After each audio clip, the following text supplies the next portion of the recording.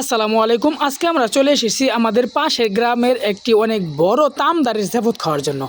জাফত খাওয়ার জন্য এসে দেখি এখানে রান্নাবান্নার কাজ শেষ। এখানে রান্নাবান্না করে রেখে দিয়েছে এবং গুছিয়ে যে এখানে ভাত এবং তরকারিগুলো অনেক সুন্দরভাবে গুছিয়ে রেখেছে। আমরা দুইজন এখানে এসেছি এবং খাওয়া দাওয়ার জন্য জায়গা খুঁজছিলাম। এখন দেখি সবাই মোটামুটি বসে গিয়েছে। এখন আমাদের বসার মতো কোনো প্রকার জায়গা নেই এবং আমাদের মতো অনেকে আরও দাঁড়িয়ে আছে। এখানে মোটামুটি 4 থেকে 5 হাজার মানুষের সমাগম ঘটেছে। আমরা আস্তে আস্তে রাস্তা দিয়ে হেঁটে হেঁটে একটি সুন্দর জায়গা খুঁজছিলাম যেখানে দাঁড়িয়ে দাঁড়িয়ে আমি এই দৃশ্যগুলো দেখতে পারবো।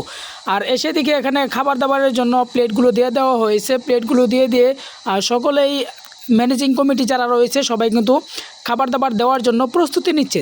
তারা প্রস্তুতি নিচ্ছে আর এদিকে আমি সুন্দরভাবে বিষয়গুলো আপনাদের সামনে তুলে ধরতেছি। আমরা কিন্তু এদিকে এক কর্নারে দাঁড়িয়েছিলাম এবং আমাদের অঞ্চলগুলোতে একজন মানুষ মারা যাওয়ার 5 থেকে 10 দিন অথবা 40 দিনের মধ্যে এইরকম একটি অনেক বড় তামদারি জাফতের আয়োজন করা হয়। এদিকে দোয়া ধরা হয়েছে, যিনি মারা গেছেন তার রুহের আত্মার মাগফিরাত কামনা করার জন্য এখানে দোয়া করা হচ্ছে। আল্লাহ তাআলা ওনাকে জান্নাতবাসী করুন।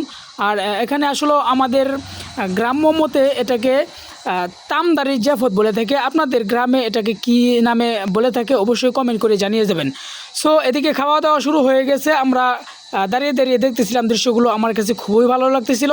অনেকেই রয়েছে এই সমস্ত দাওয়াত খেতে যায় না। আসলে এই না যাওয়ার পিছনে কারণ কি আমি জানি না, তবে আমার মতে একজন মুসলমানকে দাওয়াত করলে সেখানে অবশ্যই যেতে হয়। আর বিশেষ করে ম্যানেজিং কমিটিকে অনেক অনেক ধন্যবাদ, কারণ তারা অনেক সুন্দরভাবে এটাকে পরিচালনা করতেছিল। অনেক জায়গায় দেখেছি এত বড় আয়োজনের মাঝখানে অনেক সময় অনেক ঝামেলা লেগে থেকে, এই দাওয়াতে ইনশাআল্লাহ এরকম ধরনের কোনো ঝামেলা আমার চোখে পড়ে নাই। যারা খাবার দাবার দিচ্ছিল তারা অনেক সুন্দরভাবে সবাইকে খাবার দাবার দিচ্ছিল। দেখে কারো যদি কম পড়ে থাকে তাহলে সেখানে আবারও ভালোভাবে সুন্দরভাবে দিয়ে দিচ্ছিল। আর বিশেষ করে একটা জিনিস আমার কাছে খুবই ভালো লাগতেছিল, এখানে 2-1 জন মানুষ ছিল যারা ঘুরে ঘুরে দেখতেছিল এবং সবাইকে বোঝাচ্ছিল অনেক সুন্দরভাবে খাওয়ার জন্য এবং অনেক সুন্দরভাবে যেন সবাইকে খাবার দাবারগুলো পরিবেশন করে, যেন কারো কোনো কমতি না পড়ে। ফাইনালি তাদের খাওয়া দাওয়া শেষ হলে আমরা এখন এখানে একটি জায়গা নিয়ে অনেক সুন্দরভাবে বসেছি এবং এখন আমরা খাওয়া দাওয়া করবো।